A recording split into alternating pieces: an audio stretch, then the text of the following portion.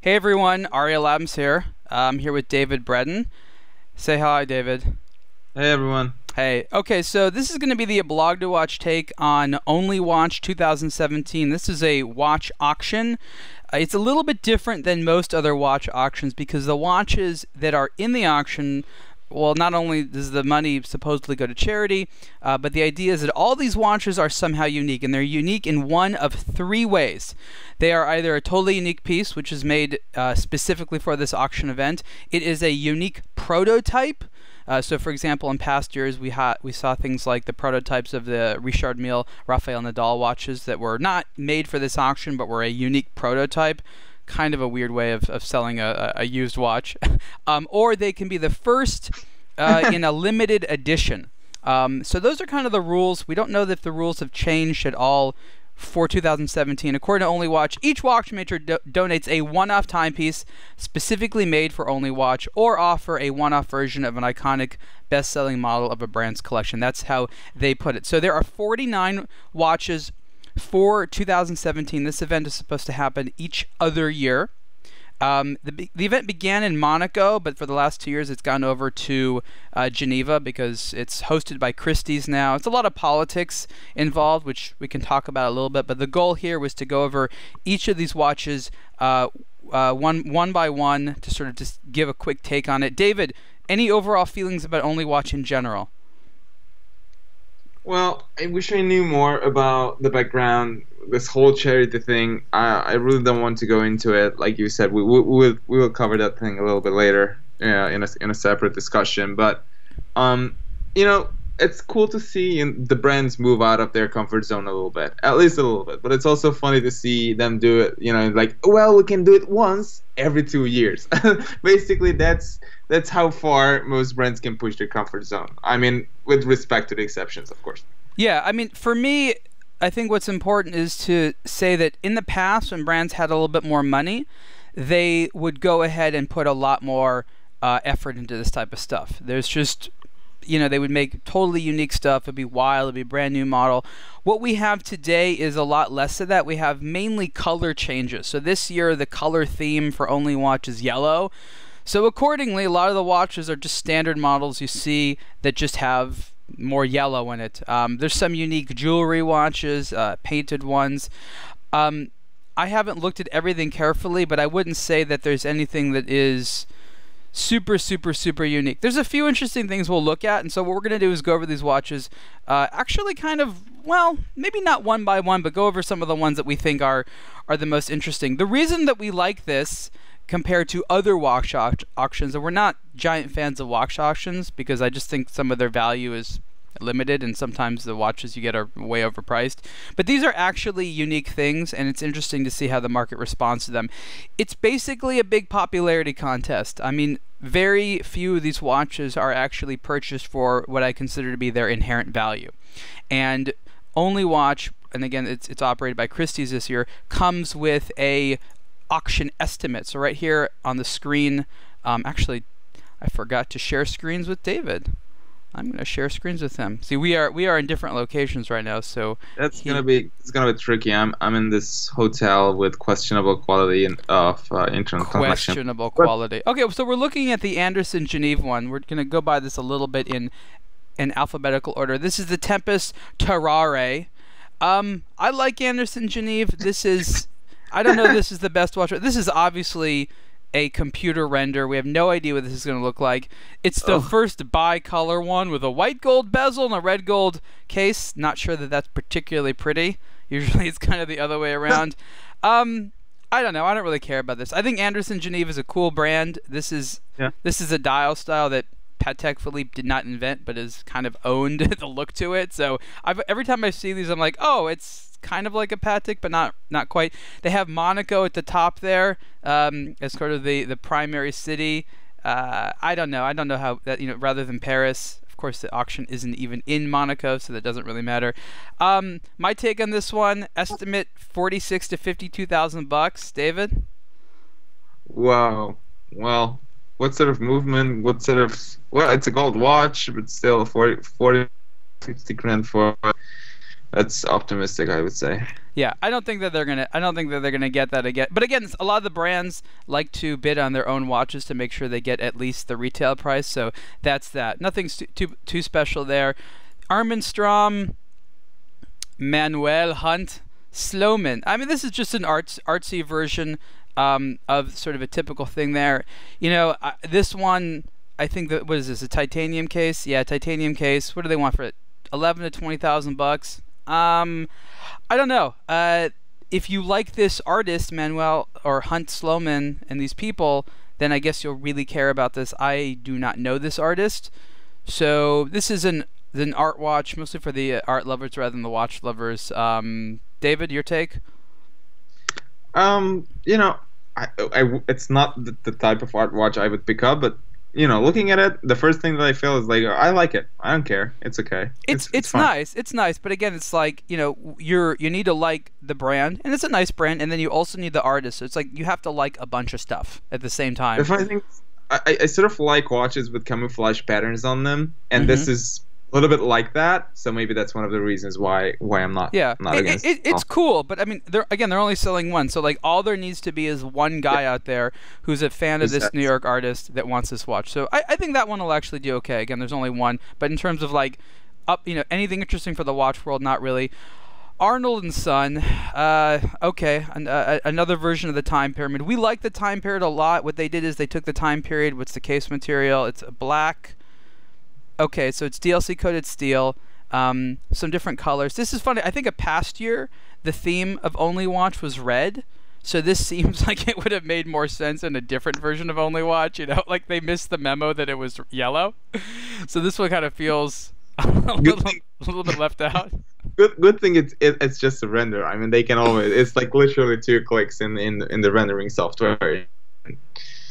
Everything you see red is yellow, so that's fine. Yeah, I mean, to make it, yeah, that's a different story. I really like Arnold and Son. Look, the time pyramid in steel normally costs about 20,000 bucks, so they want 26 to 36,000. I think this is basically going to go for the retail price of the steel version. I don't know it's going to go that high, but again, you know, so much of this is on friendships and psychology. So to say it's going to go for this amount or that amount, it's not really fair because again, the bidding can be totally anonymous and secretive and things like that. So again, if you're a brand and you put in a piece here, you want to make sure that it at least gets the estimate, or else you'll be embarrassed. And there's nothing to stop you from bidding on your own watch. And you're like, oh well, the money just goes to charity anyway. So I really, really would not focus so much about the about some of these smaller brands getting these amounts, because it can be a little bit deceptive. You know what I mean? Yeah, absolutely. Yeah, but that's not on these little brands. It's not on Only Watch. It's generally how auctions sometimes work. Yeah. So again, we're not going to spend too much time talking about the money and our feelings about it, because what we feel and what would happen in sort of the market as a vacuum is completely different than what actually happens in these auctions. I'm just trying to sort of say that so people understand it. The Arnold and Son one, just cosmetic, not that different. Okay, here we go. Audemars Piguet. Looks like they have a slightly different version of their Royal Oak Perpetual Calendar in black ceramic that they came out with in SIHH. This one just has a blue dial. You know, Audemars Piguet continues to be a hot brand. It's strong. 83,000 to 124,000 bucks. Again, I think that someone who's a fan of the brand will definitely pick this one up. Any real movement on design, anything interesting here, I'd say this is probably pretty conservative. Do you agree, or have your own take, David?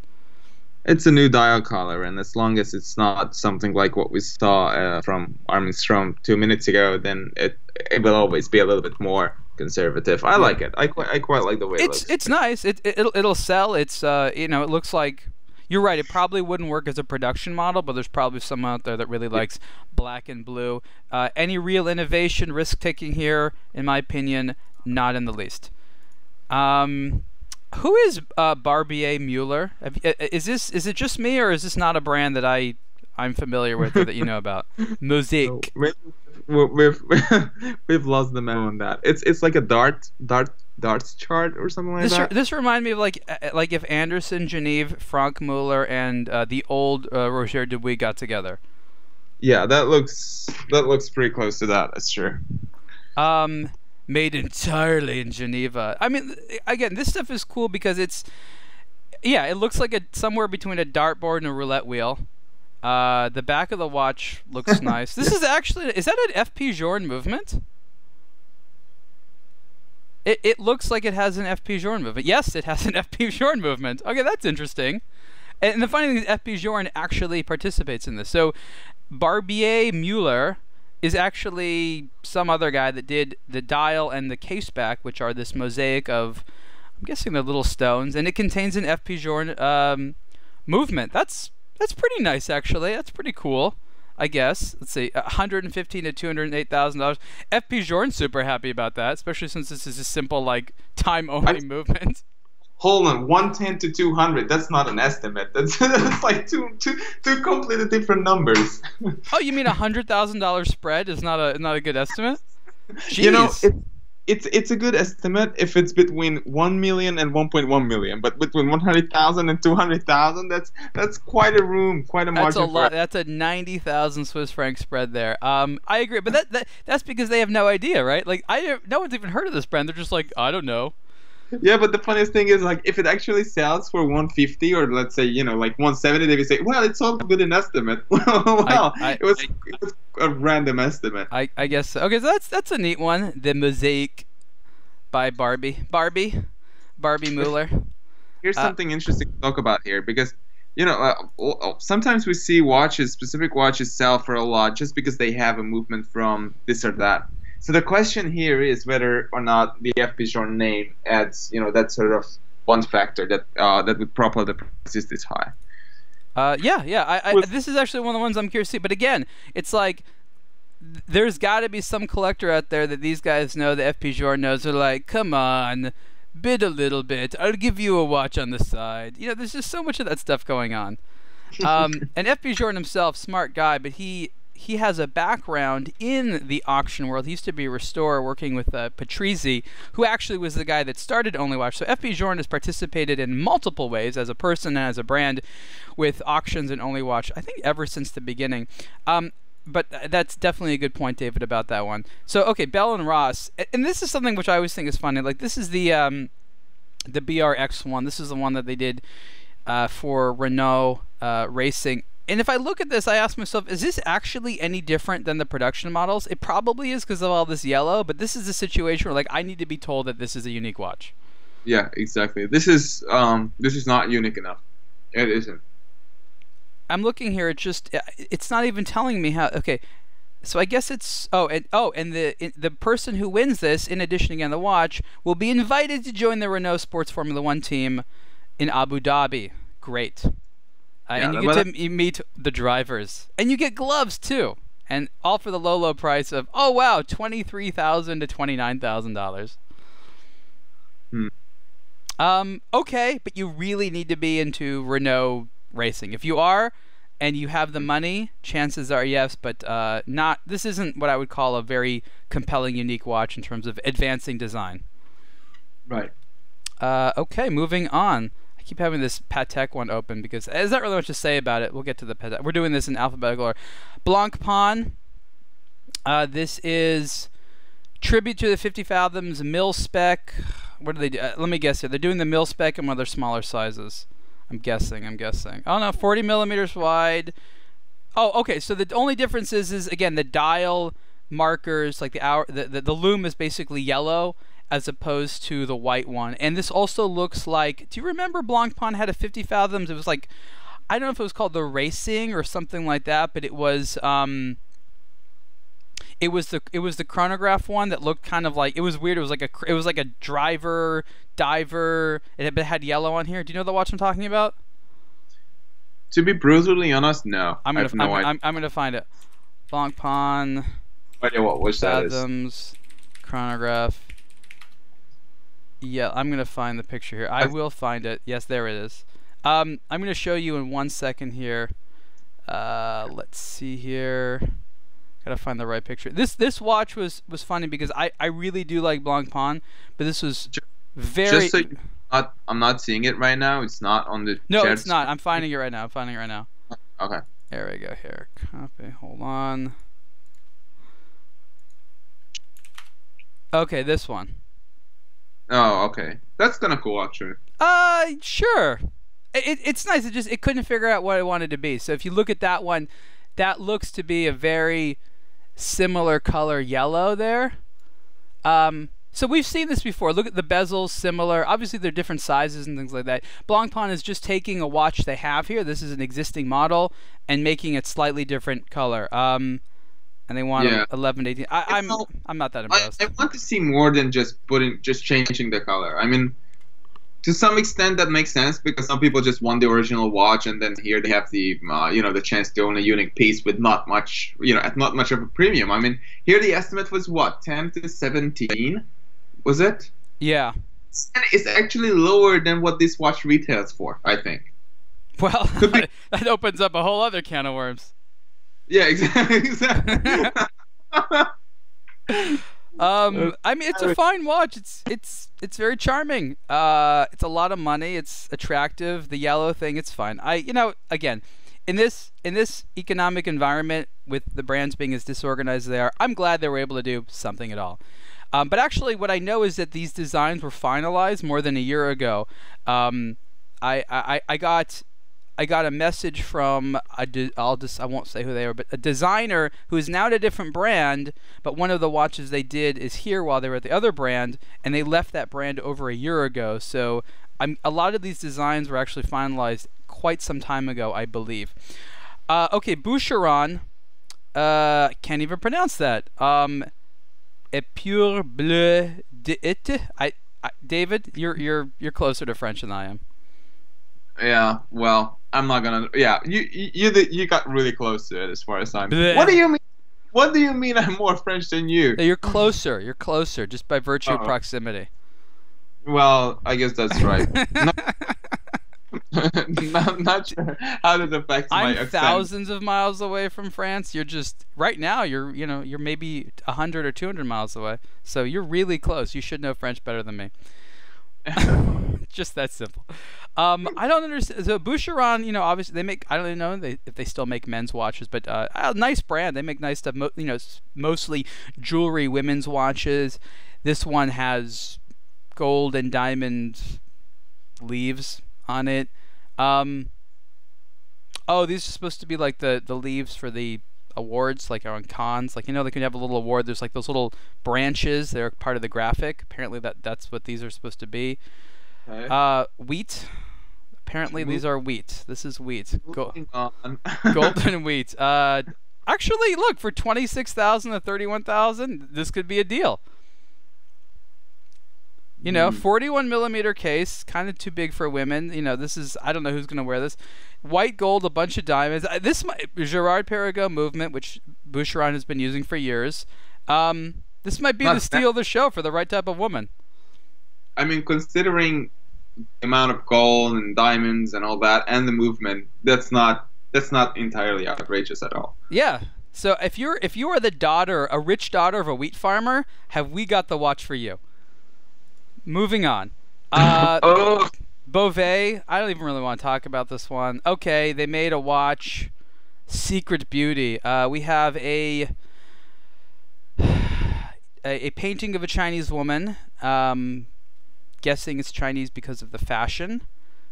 Please, I don't want to be wrong. It's supposed to be a geisha, so it's supposed to be Japanese. That really, well, that's very unclear. The style. Oh, that's cool. It's illuminated. So illuminated dial there, and I think you can see like her nipples a little bit. Let's go on. I like Beauvais so much, but this is yeah. We're gonna take a closer look here. I have the secret Dropbox file that has. We have even more here. So what's going on with this geisha? What's the secret all about? Oh yes, as you can see here, at night with the loom, they put extra special attention to her nipples. That's what we get there. So look, we know that statistically speaking, Japan and the Middle East and China to a degree are the biggest market for what they call erotic watches. So this classic timepiece has an erotic element. They did one here obviously for that market. So it makes sense. I mean, it's for us, we're like, okay, but it'll sell here. The Geisha. And what's on the back here? We got a little. Okay, I guess that's the chateau. It's a random assortment of Swiss beer. It's actually great that we have these additional pictures here that we can take a look at. Okay, moving on. Breguet. Always like Breguet. They always do nice stuff here. This is a classique perpetual calendar that has that all the information is in a linear line with a very symmetrical dial. I actually, this is sort of my favorite one so far. What do you think, David? This strikes the right chord. Yeah, definitely. Wow, I like it a lot. Yeah. So this is just a sort of thing I can appreciate because it's different in more than one way. You know, I really like that dial layout. Not your typical perpetual where it's like boring and all that. And I've been to the room actually where they make these guilloche dials, and that was cool to see because I've always been, well, not suspicious, but just careful when saying it's like an in-house dial. When Breguet makes all the guilloche dials, and because if you think about it, most of the Breguet watches, maybe 90% of them, or I don't know, the absolute majority of Breguet watches have guilloche dials. That's true. And if you've seen a guilloche machine, it's like, I don't know, it's really large. It's like half. Sometimes they are as large as like, maybe I don't know, like half of a smaller car or something. Sorry, I've been awake for like literally 20 hours now, so I can't think of a good analogy. David's exhausted. They are massive machines, and they are really difficult to operate well. So I was really impressed to see that they have maybe like 24 of these machines or so in the Breguet manufacturer where they make these dials, and you're looking at it all the time when you're wearing the watch. I mean, this is a really nice watch. It's not even really important that it's part of the auction. I mean, this could be a series. So have you seen this movement anywhere else? They don't say the movement's new. No, it's not a new watch. I don't think it's a new watch at all. Okay, so this is I don't know. I don't remember ever seeing this dial. It's rare. I mean, I imagine there's a bunch of Breguets that we don't really see anywhere. Let's see what they say about it. It just says, I don't know. They seem to focus on the originality of the layout. Maybe it's an existing movement, but they just changed the layout a little bit. Hard to say. I'm actually going to search Breguet linear. It should say what the movement is down there in the description. That's true. I'm just curious if they had other things. It does have the movement. The movement is the 502. Quelpt. Cupitilt. Cupelt. Oh, this is an existing dial. Why have I never seen this thing before? Or this existing watch? I don't think. Yeah, so it's never had this exact dial. Well, I have no idea when this thing came out. These things just slip by us, don't they? Yeah, 39 wide with a thin bezel, 9.05 millimeter thick. Wow, that's good. I like it. So this is the 7715. I think the other versions were the 7707. What's the estimate? Let's see the random numbers they put into their 80 to 100,000 Swiss francs. Oh god, no. Nice and pricey. I was more excited when I thought the dial was unique. Just goes to show that there's things that I miss. Being a slightly unique dial that's not that different in a case color. We'll see. Nice watch. We'll see. Okay, moving on. Carla Bucherer. Yeah. Well. This looks like a really nice watch that Tag Heuer should come out with. No, it's one Mega Aquaterra meets. I mean, those in-the-season hands is like total Aquaterra. This is a little bit more classic than the Aquaterra. It's just different colors. Oh, it's white gold, David. Royal blue. I don't know. What do they want for this thing? Let me guess. It's nice. It's an attractive watch. It looks like it would be nice if it was just a steel watch for like $5,000. This would do well. Yeah. But I'm guessing this is like 20 to 30,000. That movement is cool with the periphery rotor and all that. That's pretty cool. The movement is cool. Is it the A3000 movement or the A2000 movement? It's fine. Yeah, it's cool. not cool movement, maybe a little bit boring dial, but attractive. For 20 to 24, 18 to 23,000 Swiss francs, they say 19 to $24,000. That's a little on the high side, but we'll see. Yeah. Conservative, nothing that special. Chanel, the J12 extra small with diamonds. It's nice, I guess. Women's watch. What do they want? 34 to $48,000 on there. Wow. Give me a break. Look. There'll be someone whose girlfriend or wife really likes this. Chopard. Is this another Jackie X one? Yeah. What did they do here? Is this that movement? This is the 8 hertz movement that was in this other one that's now in this super fast. I've never been a giant fan of the super fast case. These little screws here, they always look like little tumors. You see that? That little. I'd never really been into that case. This is a render. It's not so great. I really like the this case actually. I like it a lot. You like the case? Okay. David's going to be the buyer, and David's going to spend between $19,000 and $26,000 on here. It's all the way to 6. I'm good. 26.5. I'm out. Yeah. Okay. 8 hertz. So Breguet's 10 hertz movements are faster, but this is obviously a higher frequency than something like the 5 hertz El Primero. This is cool. You got to be kind of you really got to be like a movement nerd to understand this stuff. So there's gonna between the Jackie X integration, the technicality, they'll find someone. Someone will like this thing. Again, there's really not a lot of innovation here, but it's a cool watch. Definitely a cool watch. Okay, so that's so many numbers. If you look at it, it's like it says 12, 60, 12 on the dial. It's like and the bezel. That's you want numbers? We got you numbers. Yeah, exactly. Christophe Claret, the Magic Fiore.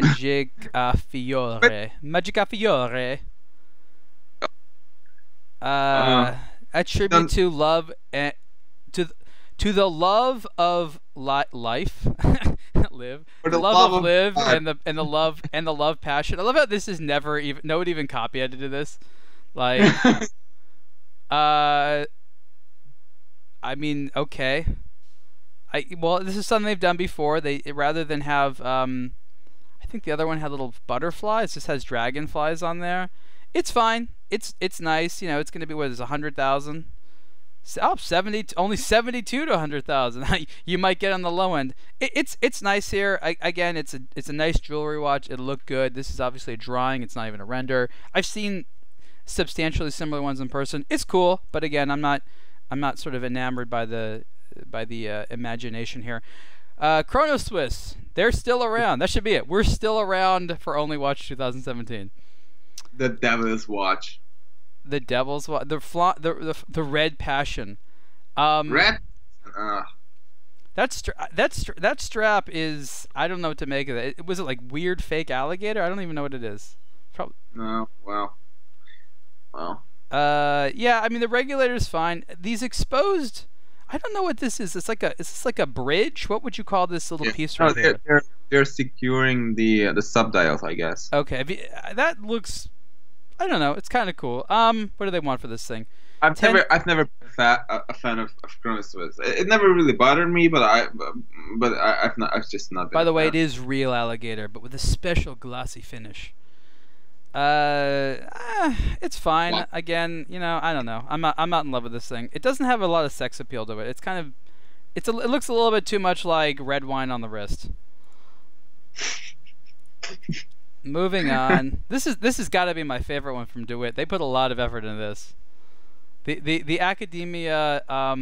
So what they have here, this is obviously just a render here. So if you see here on this page, it just says "Imagine your dial." You see this? That's cool. So I think the idea is if you get it, they will make you your own dial.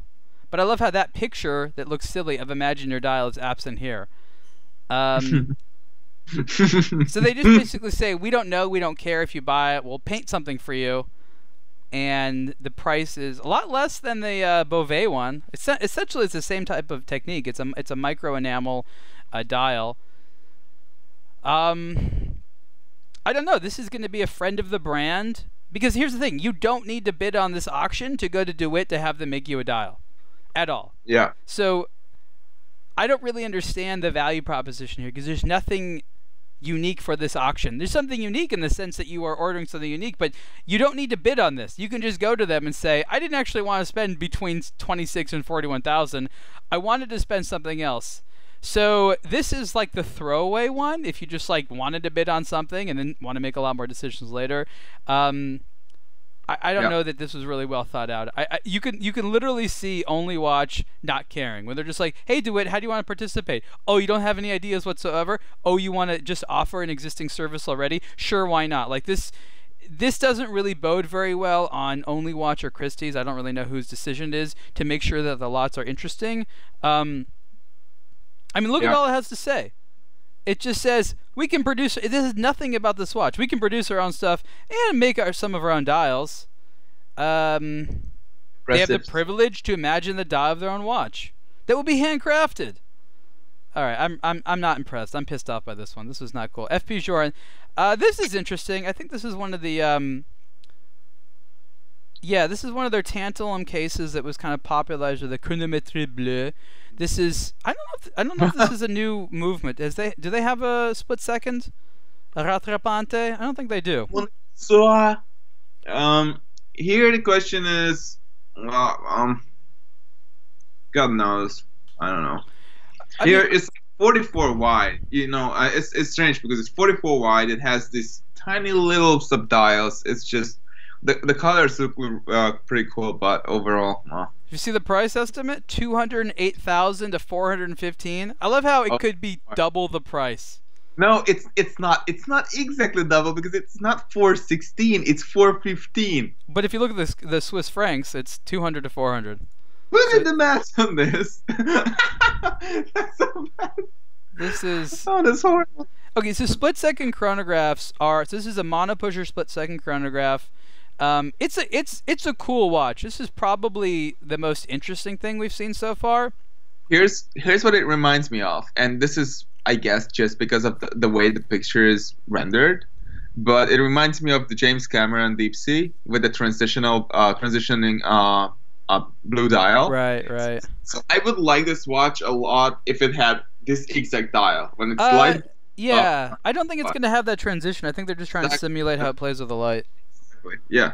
But that should do. It should have the transitioning. This is probably the most interesting collector's item out of all this stuff. This is. Let's see if there's additional pictures here in Dropbox. I like the color scheme a lot. Of course not. Okay, that's Dropbox. Welcome to our jobs, everyone. Yeah. Okay. Okay. This is a cool one. Crazy high price, very interesting, difficult watch to assemble. I don't think this movement is used in the collection. It might be in something else. I haven't seen this movement, but this is the Chronograph Monopusher Rattrapante FP Joran Only Watch. That's a cool one. Price is a little crazy high, but that's fun. That's definitely a fun one. Fabergé. This is just their If Life Give You Lemons watch, really.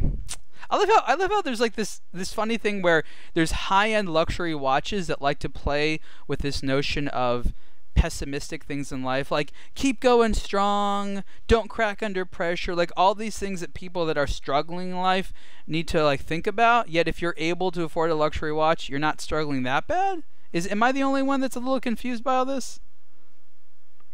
Not at all. No, that's an interesting thing to talk about, actually. It's kind of like, I'm buying this expensive watch in order to support all those other people that get lemons in life, but clearly not me because I'm asked to spend between 27,000 and 47,000 Swiss francs on a timepiece. Yeah. Can it be like life hasn't given me lemons? Isn't that what you're trying to celebrate? No lemons in my life, suckers. That's hilarious. All right, let's move on. We have to keep the pace up. Yeah. Okay, Frederic Constant. This is their in-house made perpetual calendar with a meteorite dial. Not super creative, but nice. Is this an actual gold case? Yeah, rose gold case. If this is like 20, if this is under 20,000, I think this will sell real. Okay, $18,000 to $28,000. It's nice. It's definitely a nice watch. 18 is pushing it, even with the because it has the same movement as a $8,000 watch. But it's You know, gold with meteorites. okay, so it's 28,000 against 8,000. I'm not saying it's only Frederick Constant doing this, but like people have to actually consider this sometime. When you're fine. paying tens of thousands of dollars or extra, this is a unique piece, perfectly fine. I'm just saying more. I'm talking more about the general practice. Don't here. forget about charity. The premium for charity. Gerard Perregaux, this is the new Laureato. I'm not really sure actually what's unique about this. This is one of those situations where I'm like, this looks like something they're already selling. This is maybe number 24 on the date wheel is yellow or something like that. Oh, it's bronze. Oh, clearly that's what we needed, a bronze Laureato for $30,000. Oh, $16,000 to $19,000. I like the Laureato. I didn't want one in bronze. Look, bronze watches are fun, but it seems like a lot of people forget exactly how they age, because bronze does not age in a way that lends itself to I'll just say like high-end stuff. Like it tends to look dark and black and blotchy. No, I disagree. I don't think people who want the bronze watch forget how bronze ages. They know exactly well. And a lot of the people who are buying bronze case watches are looking exactly for that, for the patina and how it develops over time. So that's actually a good question. If any of you out there are interested and are curious about this conversation and want to contribute, please let us know. Did you buy a bronze watch knowing about how it was going to age, or have you bought bronze watches unfamiliar with how it's going to look and are either pleasantly surprised or maybe disappointed 2-3 years or even 1 or 2 years after you've owned it and how it's aged? Okay, so this is the bronze Laureato. I don't know. I think we've said all we have to say about that. Yeah. H. Moser and C. Okay, different color. Adventure concept. Well, I'm really getting sick of this stuff. H. Moser, nice movements. I like. If you want a dial like this, you can get it in a much less expensive watch. This doesn't say money to me. This says fashion watch for non-fashion watch prices, $20,000 to $30,000. You have to be very well funded to want to just play with stuff like this. It is cool, but I just feel that I don't know. I don't know that you have to spend this kind of money for this kind of look. I want it to be a little bit more exclusive. I know that there's detailing, things like that are unavailable and selling cheaper. These kind of gradient dials. It's open for interpretation. It doesn't excite me. Look at it this way. This thing, before they did this with this clean of a look, because this is one of the cleanest looking watches from the front. It didn't exist. You couldn't really drop 20 or 30 grand on a watch with such a nice movement, with such a clean dial. Either way, it in the very least it had a logo on it. So this is one of the very few luxury watches with no logo on it. And I guess there's an appeal to some people out there. Not to me, maybe not to you. I don't like this dial too much. Looking at it, I just feel like something is wrong or it's just not finished. It's lessness is less for me. It's not more. I look at it and I don't think like, oh wow, this is the next greatest thing. Yeah, I'm gonna sort of modify this. People say less is more. I agree. If you begin with a lot, too little is not enough. Yeah, that's what I'm saying. It's lessness is less, not more. At least for us. Yeah. Okay, so that's that one. Good for the Harry Winston. I don't even know if there's something new here. Why is this still being produced? Harry Winston? No, not that. And also this watch. Like, who is this for? Seriously. One person apparently that really likes yellow, or hints at yellow. It's the entire model. I mean, I can identify a Russian oligarch watch in an instant, but this doesn't tell me. No, Russian this is for the very ballsy son of that Russian oligarch. Okay, we have to go deeper. Yeah. And again, he's only getting himself one. And this son also cares deeply about the charity, the Association Monégasque against myopathies. This is a certain particular strain of muscular dystrophy that. So for 10 years now, or longer, I think since 2005, they've been working on this. I want to know if they've actually come up with anything. I want to have an update on all these millions of dollars that have been made for this charity. Have there actually been any updates? All I hear is what they're trying to do. I'd like to know what it is they've actually done. I don't think so. What do they want? $40,000 to $50,000 for this Harry Winston. It goes great with your Harry Whitson diamond necklace. Olance. What is going on here? This could be interesting. Pinball. What? Pinball ball E mechanical pinball? Does it actually say that? I will make that my ringtone on my phone. You reading that? Okay, so they've come out with a few of these game watches. So let's be honest, this does not tell the time at all. This That's the point, Ariel. I like the case. I like the angular sapphire crystal. It looks like a helmet from Star Wars or something like that. So I like it. It's supposed to be pinball. That's what it is. Yes, you launch it with the. Yeah, you launch this thing here, and this thing, I guess the ball jumps here, and then depending on the severity of it, it goes. This is basically pachinko. Okay. This is basically kind of like pachinko. I know there's been different games for this. I guess this is fun. I mean, this is the epitome of like this is fun for 5 minutes, and then you know appreciate the detail. It's a great collector's item. I mean, it really is a great collector's item. But this is the epitome of a toy. Yes. Of a toy. I like that it exists, and if it is exceptionally, and I do mean outrageously well made, then it's really cool. But it has to be just unbelievably well made. 24 to 39,000 bucks. It's over the top that at this point it has to be just absolutely impeccable, which I guess it is. I mean, I've liked I've had the Odlands Vortex for some time when I reviewed it. I didn't have it for long, I remember, but I had it for some time, and it photographed really well. It wore really well, so I guess this could work as well. Okay, well that's fun, I guess. You know, that's interesting. Okay, moving on. Hermes. What do we got going on here? Slim de Hermes, l'air impatient. Okay, so this was. all right. Here's what I'm gonna do. I'm gonna do like a director's cut from this entire conversation where it's just you reading these brand names. Well, the other one had pinball in the name twice. What do you want from me? This one came out. I forgot what this thing does. So this is like. They came out with the la temps suspendu where you stop the time. This one I think is a form of alarm. It's an alarm. Okay, a jubilant ritual consists of setting the counter of the watch to the time of the eagerly awaited event that will take place in less than 24 hours. An hour before it occurs, the mechanical hourglass set in motion, and its progress can be followed at the 6 o'clock dial. So you set it 12 hours before. An hour before, you have some type of a countdown. The complication that stirs our feelings and heightens our sense of pleasurable expectation is an exquisite torture that accumulates when the note rings out. That's the most French thing I've read all month.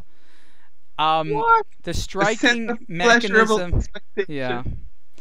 Velvety smooth sound. Alright, so basically this is a countdown alarm that you set up to 12 hours in advance, and then there's this hand that 60 minutes before counts down, and then when the moment comes, as you're growing increasingly impatient, it chimes. More torture from the luxury world. So this watch is not, of course, unique in the sense that this is not a unique movement. This execution is in titanium for 36 to 57. Okay. 36 to 57. Okay. It'll sell. I don't know if it's the sexiest thing in the world, but this is the brand with a lot of followers. Anything with Hermes on it will probably do. Okay, that's that. Hublot, what do you got for us? We got some gold and sapphire. Oh. Sapphire Usain Bolt. So Usain Bolt, I think he did he retire? I think he retired, right? I don't know. I think he's retired or is about to retire. So this is kind of. Is this? I'm actually trying to figure out what this has to do with Usain Bolt, other than saying his name on there. Oh, because it has a lightning bolt chronograph seconds hand. You can't actually see it very well. But you see here how the seconds hand. I like how the lightning bolt part is right behind the Hublot H. Neatly, yeah. I actually kind of dig this. It's very flashy. Yeah, I like it. I do wish that they made these sapphire watches a little bit smaller, because it's 45s. It's just I actually want to wear one of these sometime, but 45 is just a little bit too large. Yeah, I mean, I like this watch a lot. I would have it on a different strap. So we have a 45 millimeter Big Bang Unico case, with gold stuff, a little bit of green. That's cool. I hope they do same Bolt got one too.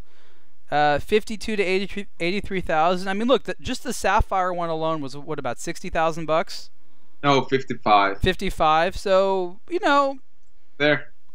I mean, it'll get within this range for sure, right? It'll get within this price range. Okay, that's a decent one. Not incredibly unique, but a nice little homage to Usain Bolt, who's a cool guy.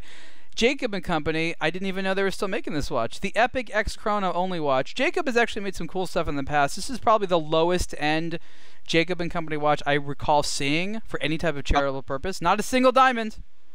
How much? 21 to 26,000 for a titanium and ceramic watch. So it's a 7. Is that a 750? I couldn't see. It used to be. It looks like that architecture. I think this is probably one of those Concepto ones. Yeah, it's heavily modified. It has a column wheel. It's not a 7750, but it looks pretty similar. I think it's one of those ones that's based on some of that architecture because a lot of it looks like it. Obviously heavily modified. It's fine. Nothing special. Just a different color thing of an existing model. It was like we still had a bunch of these. Oh, let's change some of the hardware. Boom, we have a unique watch. That's fine. Kind of what I'm seeing here. Nothing special. No one's gonna remember this watch. No one's gonna remember this watch.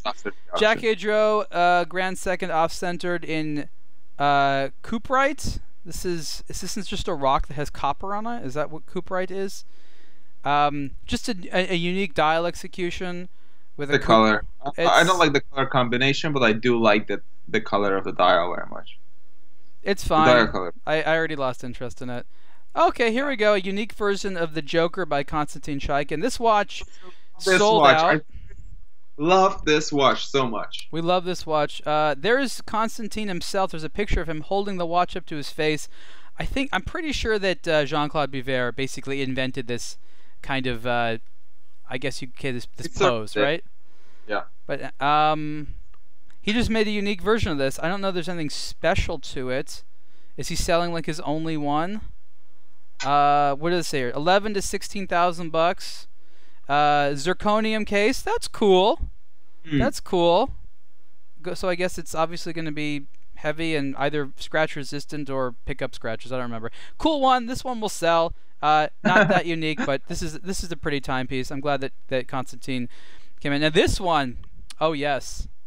Now this is, I love how they just couldn't get their shit together fast enough to send this out. So this is what we get. The most vague sketch in the world. So this is Urwerk working with Laurent Ferrier. It's like sort of a middle finger, like you better bid on us and trust us. We will make something that you will like because we know you will like it. Like we didn't even like.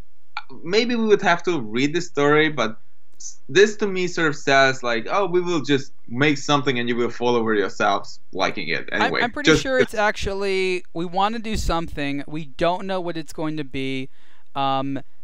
Trust us. I love how the two pictures here are the exact same, just one kind of on the side. Exactly the same picture. Okay, the presentation here is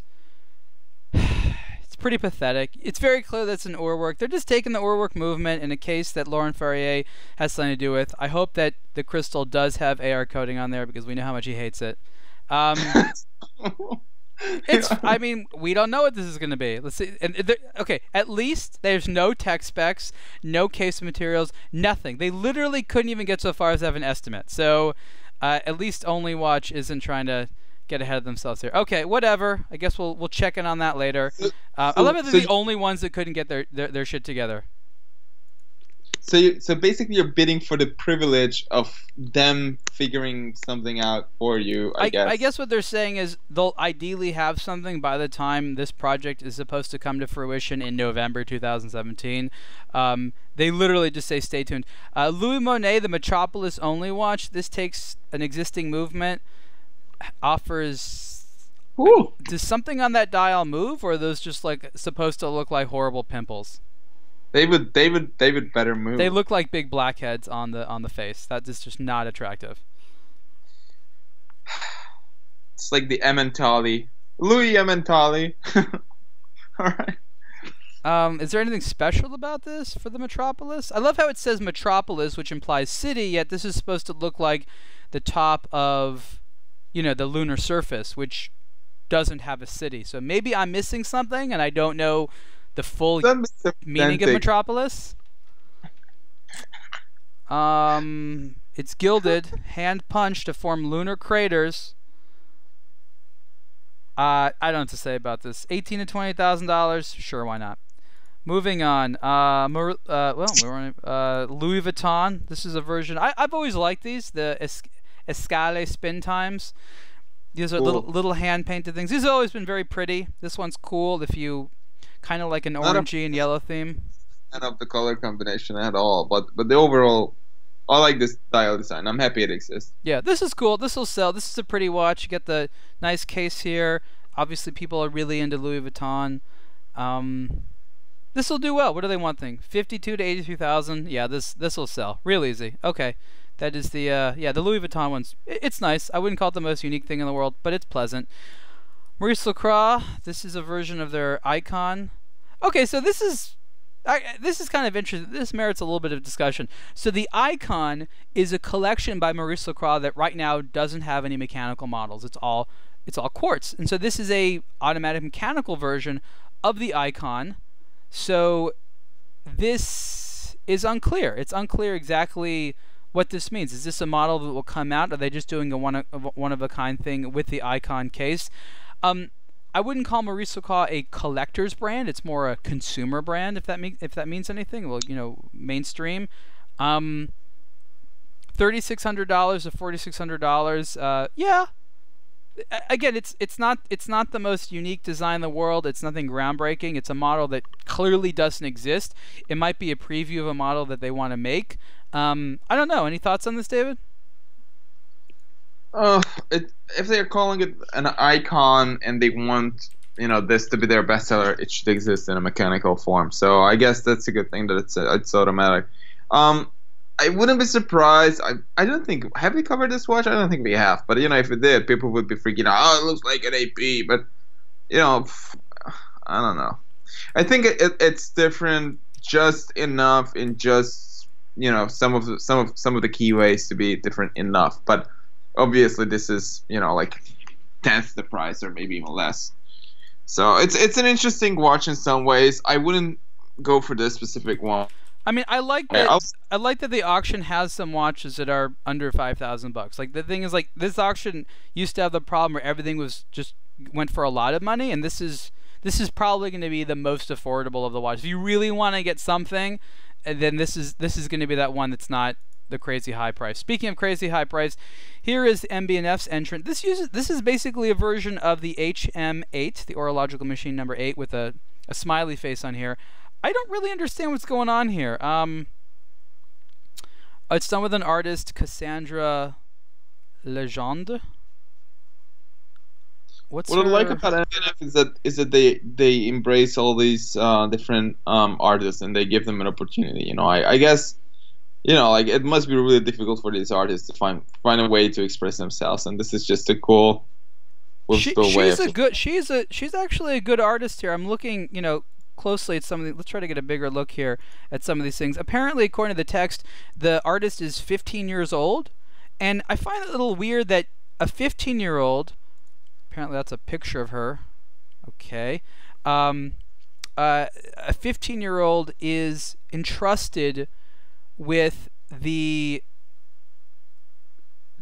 responsibility of putting a design on a watch that's meant to go for approximately $100,000. I don't know that I could have done this at 15. This looks like nice drawings that a 15-year-old would do. This is obviously a very skilled 15-year-old. These are fun. It's very pop art-ish, of course. This little smiley face thing is nice. The time is read from the side, so interestingly enough, none of these. There we go. We can see this where it looks like the time. Is that her? What's going on there? I'm not sure what that is. Is that an elephant? That looks like an elephant. Yeah, It doesn't. This one will do well just because it's interesting and unique. And you know what I like about this one? You know, this is the exact opposite of that Chrono Swiss.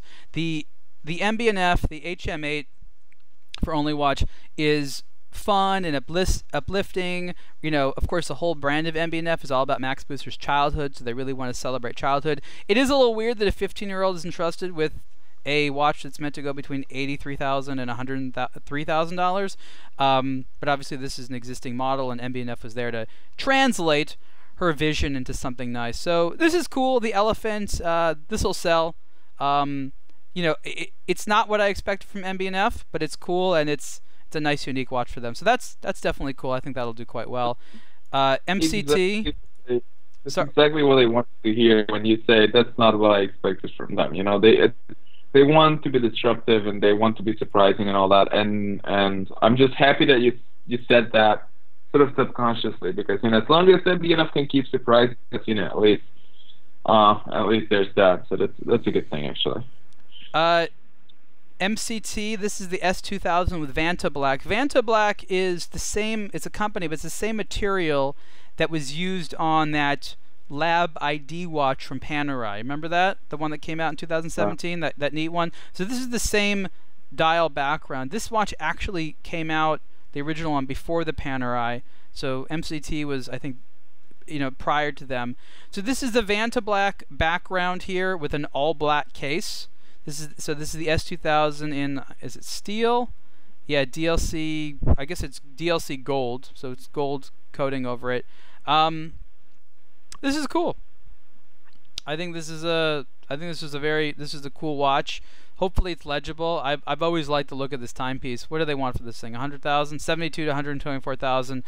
Do you think MCT is a brand that needs to be taken a little bit more seriously these days? I think they are.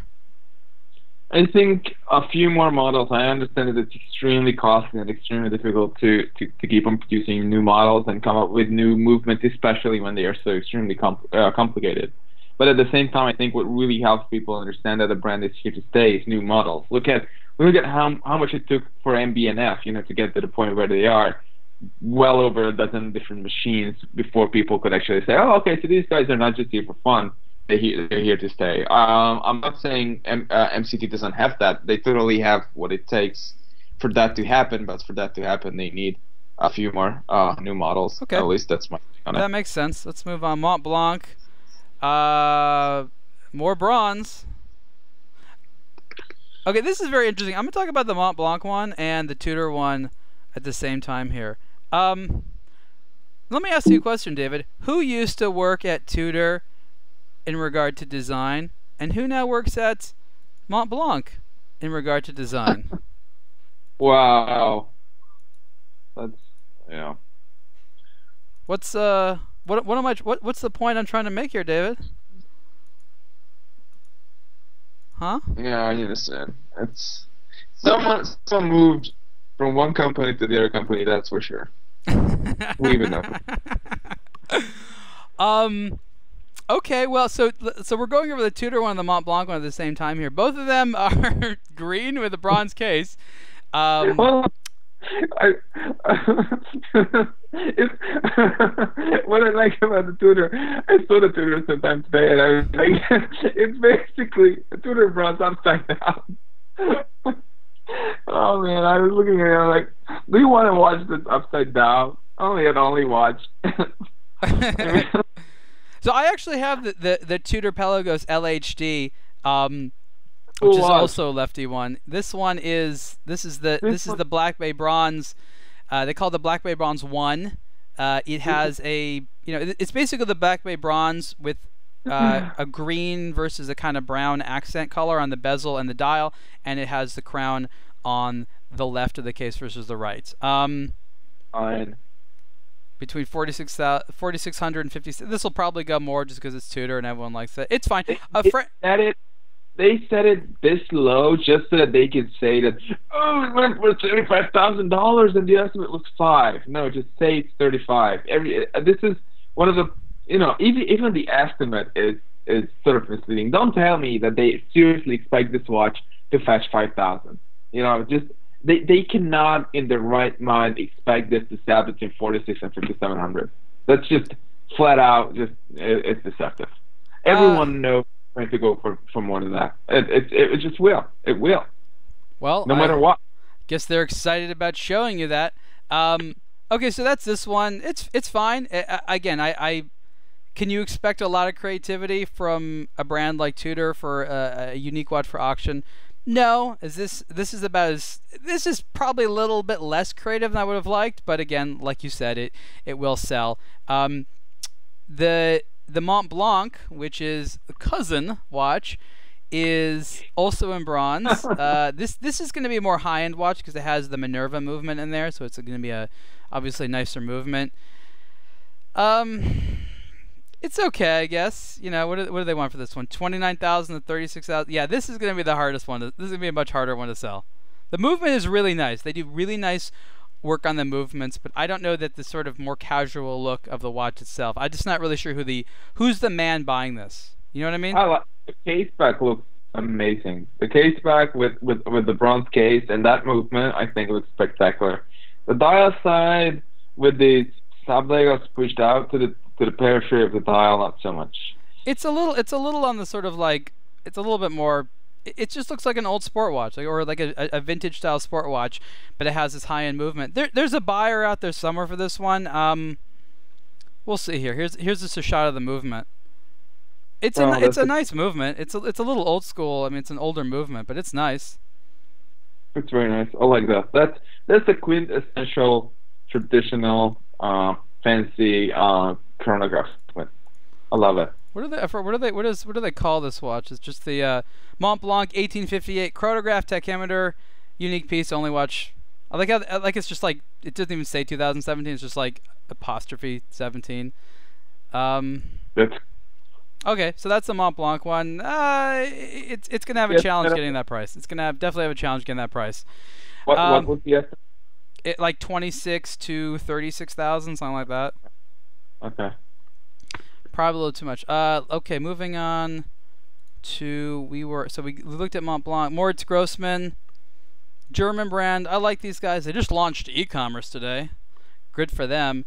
This is nice. It's just so they just took this old pocket watch design and they made a wristwatch out of it based upon one of their models, their Atom case.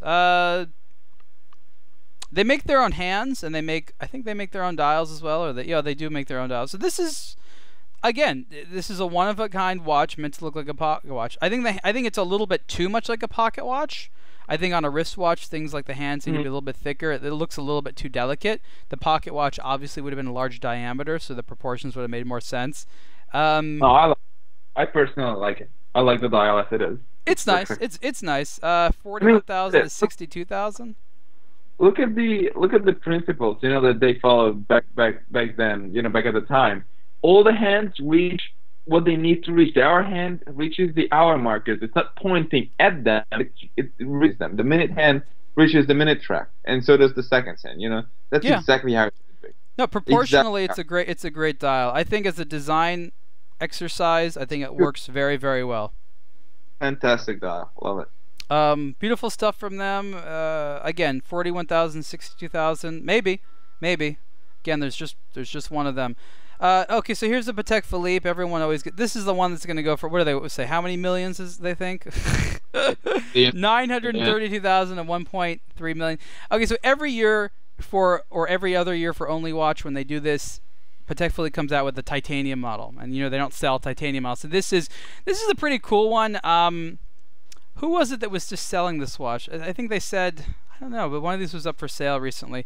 This is a very complicated, perpetual calendar chronograph minute repeater. This is the reference 5208T-010. So this is the 5208 in titanium. What's up with the frame for the date at above a clock? It has this, there's the frame, and then there's a little bit more of the dial.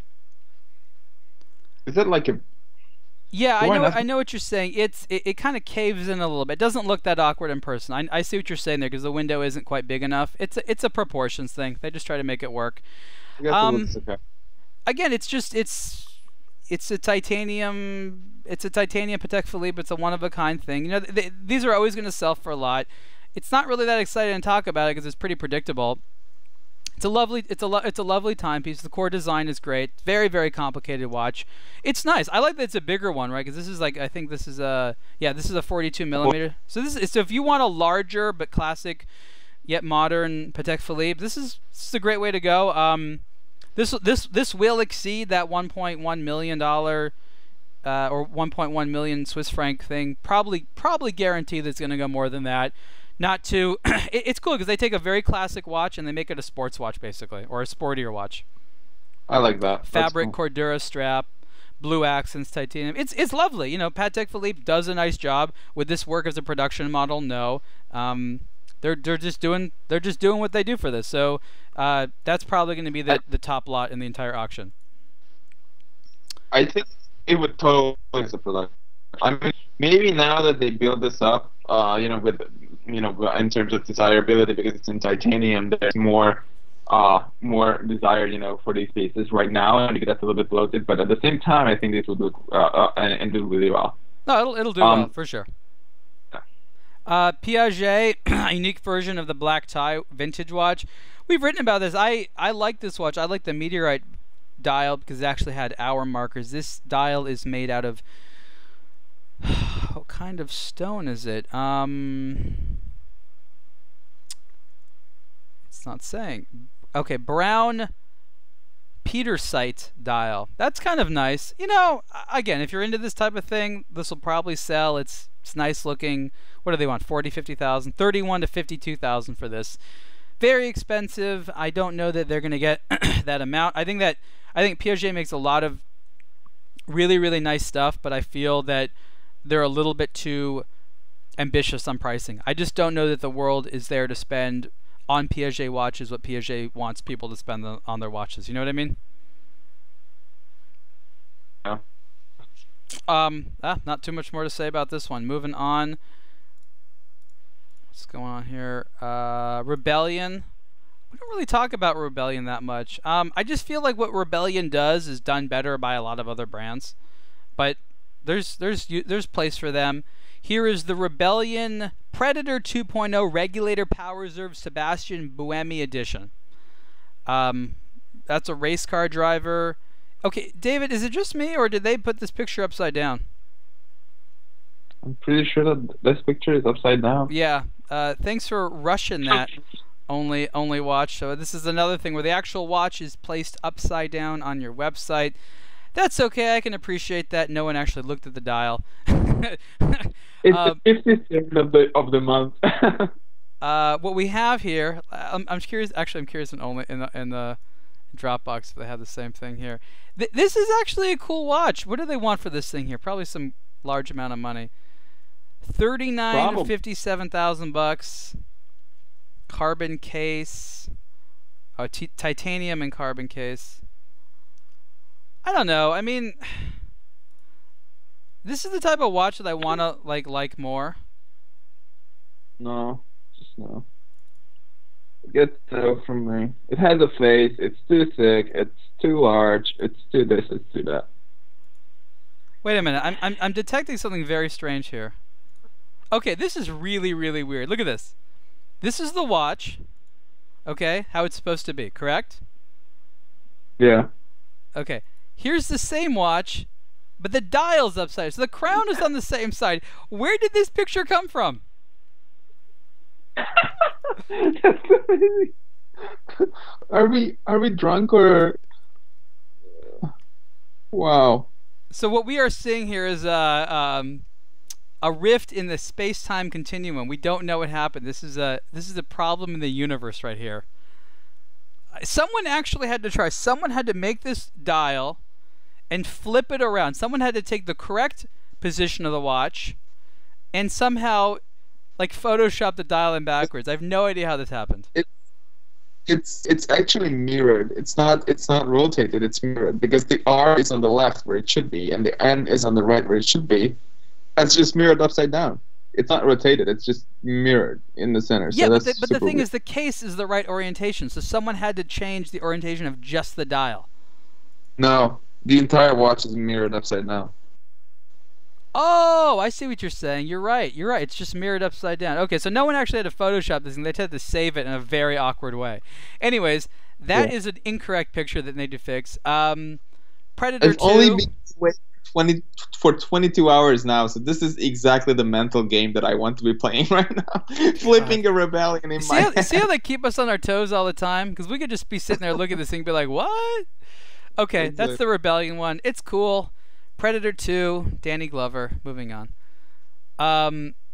Resonance. This is another scale. What is this? It's type 1 squared OW? What? I guess that means only watch. So they did one, obviously, with Hodinky. That's the skeletonized one. I didn't actually like this piece. This is kind of the opposite of what I wanted to see from a Resonance. This thing looks kind of broken. Like it has a... Like it was like a... It's like... I'm just not a big fan of this one. I guess it's what's going on in the back here? What's that flip thing? Not sure. German silver dial. What's the case? I mean, people like the brand. $21,000 to $25,000. We'll see. It says there's hints of green on there. Do you see any green? Oh yes, a little bit of green right here. All right, that's the Resonance one, the type 1 squared OW. Sure, why not? Moving on to Speak Marin. So Peter Speak Marin is no longer associated with a brand. This is the same watch that we have that says, so it says Love Life on the dial. So if you want to think about your love life all the time and the resilience thereof, that's it on the dial all the time. That's Peter Brosnan thinking about his love life. Great, thank you for that.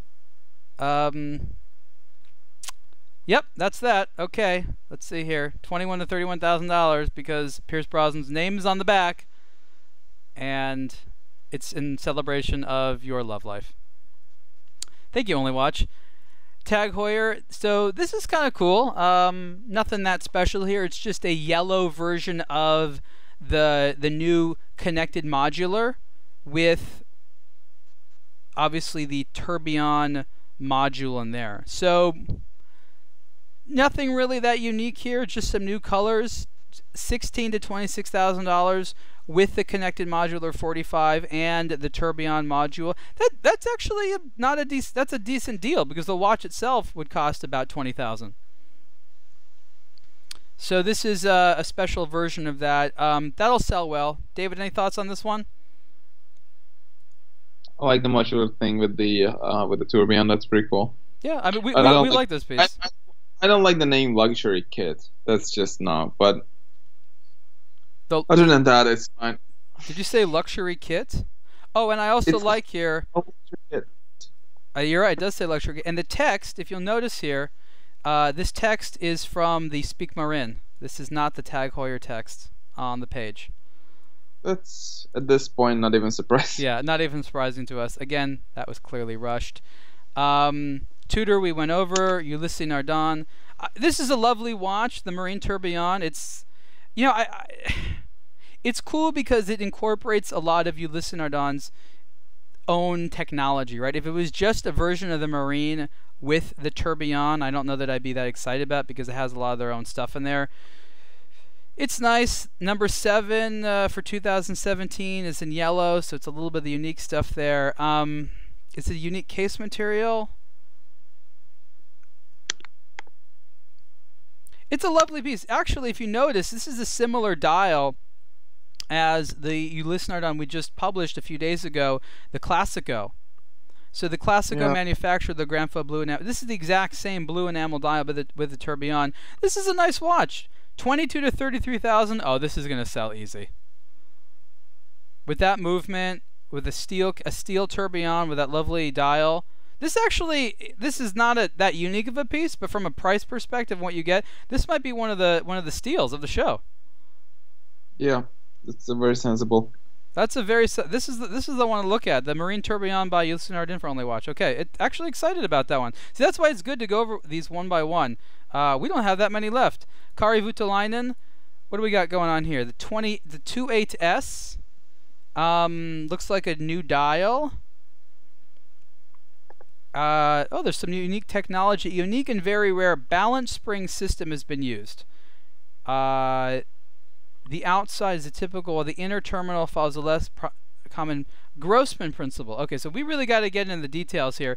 So essentially the way that the balance spring is coiled uses apparently a Breguet overcoil and an undercoil, which is the Grossman principle. How does that affect performance? I guess the idea is to make it a little bit more accurate over time. They don't actually promise it, but it's done slightly differently. Ever so slightly. Ever so slightly differently. The unique dial and the fact that it's Voutilainen in titanium will help it done. I don't know that. I think sort of the unique technology is like a little bit of icing on the cake. I wouldn't say that it's an advancement. It's just something done a little bit differently. Looks nice. Again, not like an amazing difference. The movement seems a little bit more basic. Basically, some type of prototype movement. That's cool. It's nice. Again, not super outside the box, but Voutilainen isn't known for that. As sort of a unique piece in the brand, I think that'll do well. $57,000 to $88,000. It'll probably get that. Zenith. This is actually a really nice one. I like this one a lot here. This takes obviously the new Defy El Primero 21. More than just a little bit different dial in black with the yellow accents, but the movement seems to have some different colors on there. That's pretty cool, isn't it? Yeah. Yeah, I like this. Let me see the movement. Yeah, some of the plates have been plated in, I guess, I don't know, brass or this brass color. It's not a vibrant yellow, but that's cool. I like it. $13,000 to $19,000, a little bit more than retail. Titanium case. So again, the case isn't really new. The colors are that'll probably do well. Not exceptionally unique, but that will definitely do well. That's the Zenith Defy El Primero 21 Only Watch. And I love how they can't all agree on how to call it Only Watch. Some are the Only Watch edition, some are Only Watch, some are Only Watch 2017, some are Only Watch 17. I think that Only Watch needed to have a lot more consistency on the naming. I think that would have helped a lot. Deb and Toon, they're still around. Good for them. They have a clock? I'm not really sure what I'm looking at here. It looks like it's just a movement. What's going on here? It's the DB 1318-012 2017. Yet another way of saying Only Watch. Following the tradition of constant innovation, excellency of the great master watchmakers, Deb and Toon is proud to propose this edition, a reinterpretation of traditional horological creation using the current technical and aesthetic. God, get to the point. Emblematic architecture of the Monaco's Yacht Club. I'm really trying to figure out what's going on here. Is this supposed to be a watch or a clock? It's a clock. Mineral glass and titanium, so I guess it's a clock. Oh yeah, 80 millimeters wide. So it's a $62,000 to $93,000. I mean, I guess this is a little bit more developed than the Ourwork times Laurent Farrier, but this is a clock with a moon phase indicator that will be finally done at some point. It's cool. I hope it'll be a little bit more complete. I guess it's one of the more unique things here, so it's commendable for being that. Any thoughts on this, David? No. My mind is completely absent of thoughts regarding this watch or clock. Okay, thank you, Deb and Toon. Okay, there's something here called Special Project S that is just... Is that like an empty space right here that they just didn't figure out yet? Let's see what's going on here, and let's see if there's anything called Special Project. Who are we missing? I want to know what Special Project is. Okay, we went over this Agenor times head. Are we missing anything here? I don't know.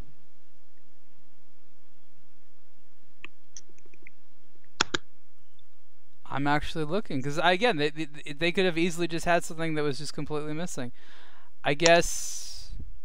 Okay, so there's the woe step one.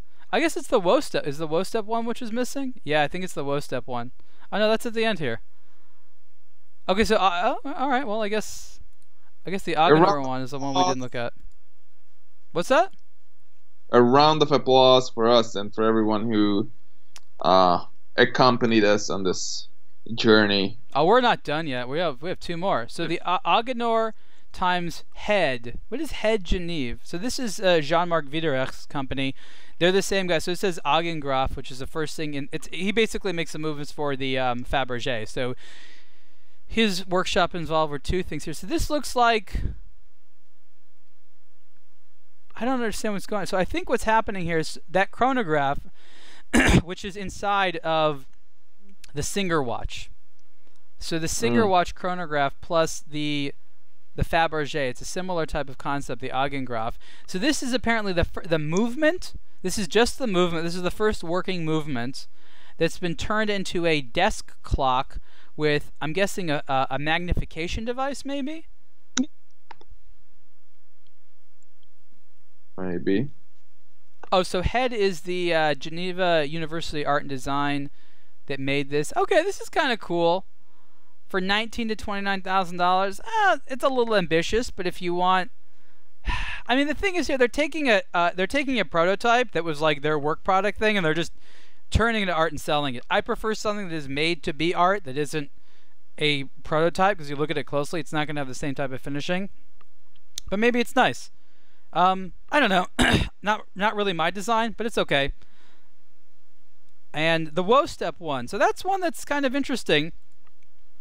I'd like your thoughts on this one, David. So here, let's look at this. Woe step is obviously a school, watchmaking school, and they took a project pocket watch and they made a case out of it that has the signature on the bezel from some of the woe step graduates that are watchmakers. Some famous ones here, so like Stephen Forsey, Bart Gronfeld, Stephen McDonnell, you know, Stefan Sarpaneva, Peter Spickmarin, Kari Voutilainen, you know, a bunch of people that are woe step alumni that signed the piece. Now, I want to know who actually made this watch. I think that's interesting.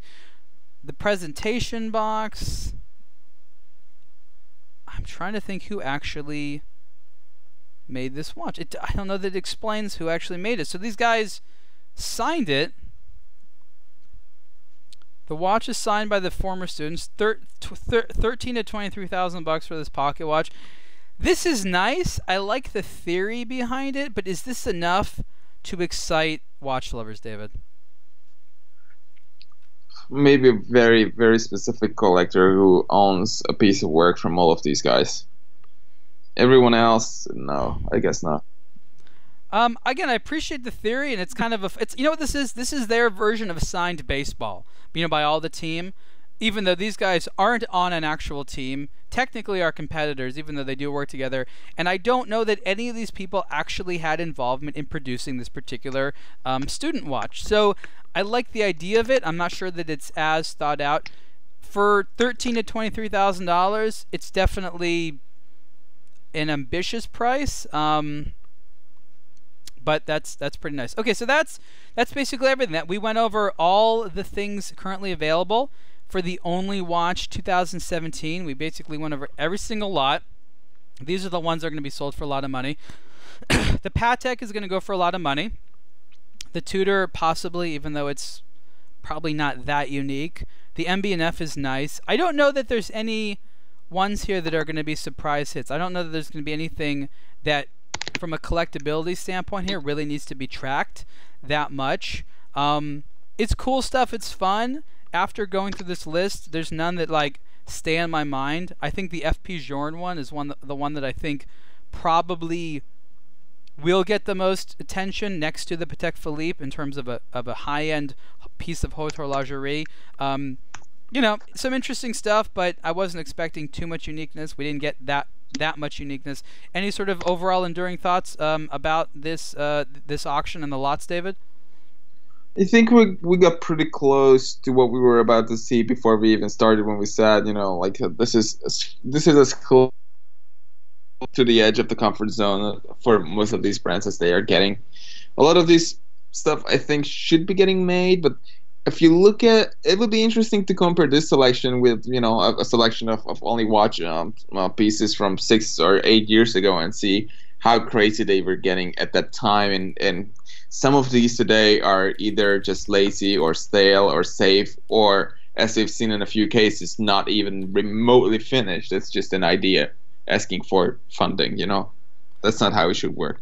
And we have seen a few stellar examples. I really like the Moritz Grossman dial, even though it's not a new dial, and I'm not a vintage watch guy, but that's one spectacular dial.